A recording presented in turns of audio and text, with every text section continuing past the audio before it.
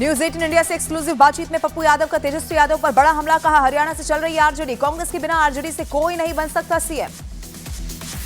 पप्पू यादव ने खुद को बताया राहुल और प्रियंका का सच्चा सिपाही, कहा कांग्रेस ने गठबंधन धर्म निभाया, कांग्रेस बिहार को बचाना चाहती है। सीट शेयरिंग पर आरजेडी नेता मृत्युंजय तिवारी का बड़ा बयान, कहा आरजेडी बिहार में सबसे बड़ी ताकत, महागठबंधन में सब कुछ ठीक। महागठबंधन में फ्रेंडली फाइट ने बढ़ाई टेंशन, 3 सीट पर कांग्रेस आरजेडी, 4 सीट पर कांग्रेस सीपीआई तो 2 सीट पर वीआईपी आरजेडी में सीधी टक्कर। अब तक आरजेडी ने 143 सीटों पर उम्मीदवार घोषित कर दिए हैं। कांग्रेस के 60, सीपीआई एमएल के 20, सीपीआई के 9 उम्मीदवार, सीपीआई एम के 4 और वीआईपी ने 15 उम्मीदवारों को मैदान में उतारा। महागठबंधन में सीट शेयरिंग पर बोले तारिक अनवर, अभी विड्रॉल का समय बचा हुआ है, जल्द सुलझेगा सीटों का यह समीकरण। बिहार विधानसभा चुनाव नहीं लड़ेगी जेएमएम ने चुनाव से पीछे हटने का फैसला किया, कहा हमारे न होने का खामियाजा भुगतना पड़ेगा। जेएमएम के बिहार चुनाव न लड़ने का कांग्रेस नेता तारिक अनवर ने स्वागत किया, कहा जेएमएम का फैसला इंडिया गठबंधन के लिए है अच्छा। दरभंगा में वीआईपी और आरजेडी के प्रत्याशी आमने सामने, संतोष सैनी और अफजल अली को में सीधी टक्कर। एनडीए में अपने बागी उम्मीदवारों को मनाया, पटना साहिब से शिशिर कुमार ने नामांकन वापस लिया। सासाराम के डेहरी से आरजेडी विधायक फतेह बहादुर सिंह का पार्टी से इस्तीफा, टिकट नहीं मिलने पर छोड़ी आरजेडी। नरकटियागंज में आरजेडी कांग्रेस आमने सामने, आरजेडी से दीपक यादव, कांग्रेस से शाश्वत को टिकट। आरजेडी उम्मीदवार अवध बिहारी का बड़ा बयान आया सामने, टिकट बांटने में सभी के हिस्से का ध्यान दिया गया। वैशाली के लालगंज से कांग्रेस प्रत्याशी आदित्य कुमार राजा ने नाम वापस ले लिया है, सीट पर आरजेडी से शिवानी शुक्ला लड़ रही है चुनाव। सासाराम के आरजेडी प्रत्याशी सत्येंद्र साहा नामांकन के बाद हुए गिरफ्तार, झारखंड के एक आपराधिक मामले में हुई है यह गिरफ्तारी। दरभंगा में संतोष सैनी का चुनाव अधिकारियों पर बड़ा आरोप, आरजेडी उम्मीदवार का नामांकन रद्द न होने से नाराज, चुनाव अधिकारियों पर लगाया पक्षपात का आरोप। मुंगेर की तारापुर विधानसभा सीट से वीआईपी उम्मीदवार सकल देव व बिंद ने उप मुख्यमंत्री सम्राट चौधरी को समर्थन दिया, बीजेपी में शामिल हुए। उपेंद्र कुशवाहा का बड़ा बयान, कहा एनडीए का मुख्यमंत्री का चेहरा नीतीश कुमार ही है।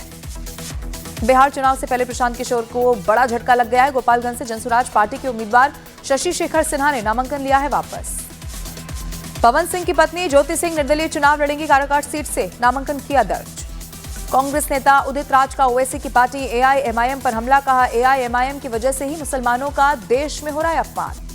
पूर्णिया से निर्दलीय सांसद पप्पू यादव का महागठबंधन पर बड़ा बयान, कहा कांग्रेस को महागठबंधन तोड़ने पर फैसला लेना चाहिए। अमेरिका के न्यू जर्सी में अक्षरधाम मंदिर में दिवाली के मौके पर जमकर आतिशबाजी की गई। पंजाब के अमृतसर में दिवाली के अगले दिन श्रद्धालुओं ने स्वर्ण मंदिर के पवित्र सरोवर में डुबकी लगाई है, हरमंदिर साहिब में मत्था टेका। ब्रिटेन के प्रधानमंत्री कीर स्टारमर ने दीपावली की शुभकामनाएं दी हैं, कहा यह पर्व एकता और नई उम्मीदों का है प्रतीक। महाराष्ट्र के पुणे से दिवाली की मिठाइयों और अन्य सामानों से भरे ट्रक को सीएम फडणवीस ने रवाना किया। दिवाली को लेकर आप सांसद संजय सिंह का बीजेपी पर बड़ा हमला, कहा भाजपाई अधर्मियों ने अयोध्या में भगवान श्री राम के नाम पर जलते हुए दीपक को कूड़े की तरह हटवाया। हरियाणा के सीएम नायब सिंह सैनी ने अपने परिवार के साथ दिवाली मनाई, देशवासियों के लिए सुख समृद्धि की कामना की। दीपावली पर रंग बिरंगी रोशनी में नहाया नई दिल्ली रेलवे स्टेशन, अक्षरधाम मंदिर में भी दिव्य और भव्य सजावट। दीपावली के मौके पर रोशनी से जगमगा उठे बिहार विधानसभा और बिहार सचिवालय। राजस्थान के डिप्टी सीएम प्रेमचंद बैरवा ने परिवार के साथ दिवाली की पूजा की। देश भर में रोशनी के त्योहार दिवाली की धूम रही, पूरे उत्साह और उमंग के साथ देशवासियों ने दीपावली मनाई। दिवाली पर दिल्ली में प्रदूषण लेवल बढ़ गया है, द्वारका और वजीरपुर सबसे प्रदूषित 38 में से 34 निगरानी स्टेशन रेड जोन में। देश भर में दिवाली के जश्न के बीच कुतुब मीनार खूबसूरत रोशनी से जगमगाता हुआ नजर आया। पंजाब के तरनतारन में पराली जलाने का वीडियो आया सामने, सरकार के मना करने के बावजूद जल रही है पराली। दिवाली के बाद ताजमहल पर धुंध कोहरे की परत, प्रदूषण का बढ़ा है स्तर। दिवाली के अगले दिन मध्य प्रदेश के 2 बड़े शहरों का AQI खराब श्रेणी में पहुंचा, भोपाल में AQI 300 और इंदौर में AQI 200 के पार। दिल्ली के प्रदूषण लेवल में बढ़त दर्ज की गई है, दिल्ली का ओवरऑल एयर क्वालिटी इंडेक्स 346 तक पहुंचा। गाजियाबाद में एयर क्वालिटी इंडेक्स 316 पहुंचा है, शहर रेड जोन में। दीपावली की आतिशबाजी और धुंध से सांस लेना हो गया है मुश्किल।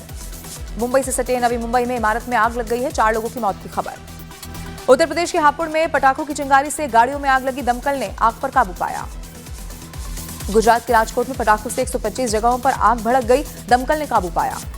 दिल्ली के संजय गांधी ट्रांसपोर्ट नगर में देर रात बिल्डिंग में भीषण आग लगी, फायर ब्रिगेड की 27 गाड़ियां आग बुझाने में जुटी।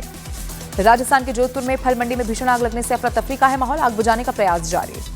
उत्तर प्रदेश के आगरा में जूता फैक्ट्री में पटाखों की चिंगारी से भीषण आग लग गई, फायर ब्रिगेड ने आग पर काबू पाया। पटना में दिवाली की रात पटाखों की चिंगारी से घर में आग लग गई, फायर ब्रिगेड ने कड़ी मशक्कत के बाद आग पर काबू पाया। बिहार के आरा में फ्रिज पार्ट्स की दुकान में आग लग गई, आग बुझाने के दौरान फायर ब्रिगेड की एक महिला कर्मी आग में गिर गई। गंभीर रूप से हुई जख्मी। दिल्ली के नरेला में जूते की फैक्ट्री में भीषण आग, मौके पर पहुंची दमकल ने आग पर काबू पाया। हरियाणा के अंबाला में गोदाम में लगी आग, मौके पर पहुंची दमकल की टीम। गुरुग्राम में एक शोरूम में भीषण आग लग गई, फायर ब्रिगेड की 2 गाड़ियां आग बुझाने में जुटी। राजस्थान के झुंझुनू में दिवाली की रात स्टोर में लगी भीषण आग, स्टोर मालिक को 20 लाख से ज्यादा का हुआ नुकसान।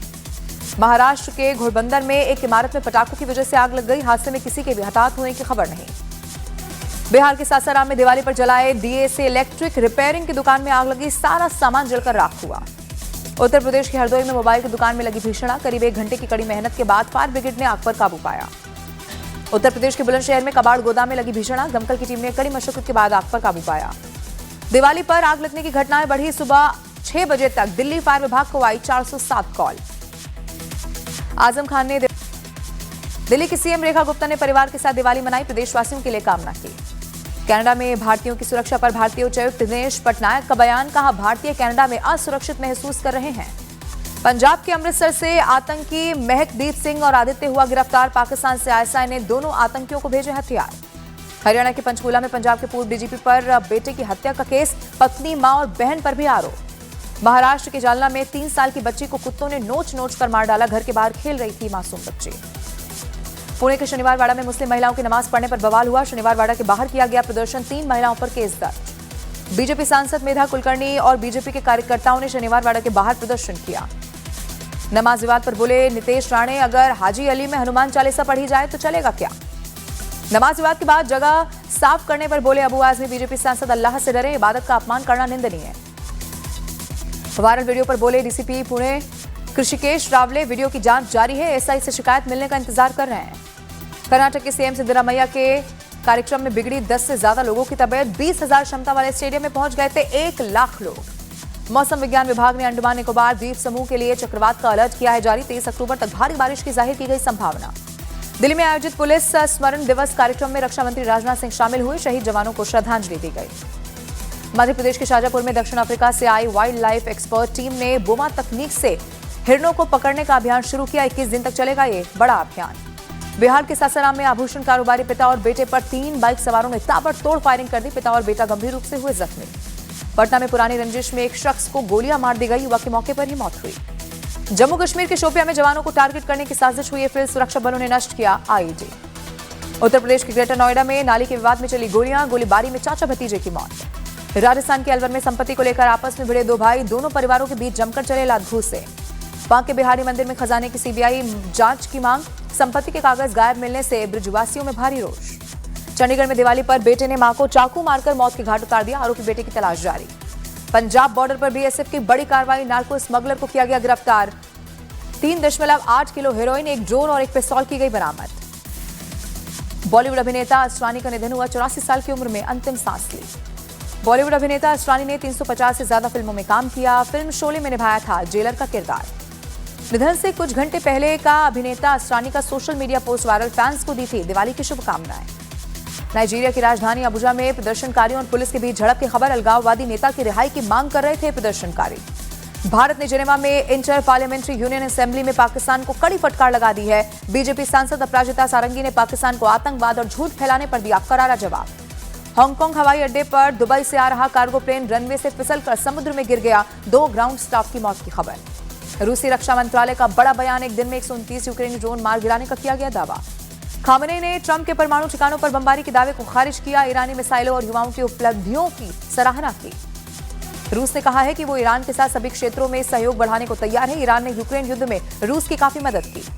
गजा में हवाई हमले में 26 लोगों की मौत के बाद इजरायल का बड़ा बयान, कहा 2 इजरायली सैनिकों की मौत के बाद उसने जवाबी कार्रवाई की। डोनाल्ड ट्रंप ने कहा है कि रूस और यूक्रेन की फौज को अब युद्ध रोक देना चाहिए और दोनों पक्षों को घर लौट जाना चाहिए। दक्षिण चीन सागर में भिड़े ऑस्ट्रेलिया और चीन, ऑस्ट्रेलिया ने चीन पर उसके विमान को गिराने की साजिश का लगाया आरोप। रूस से जारी युद्ध के बीच यूक्रेन के राष्ट्रपति जेलेंस्की का बड़ा बयान, कहा युद्ध में किसी की भी जीत नहीं होगी।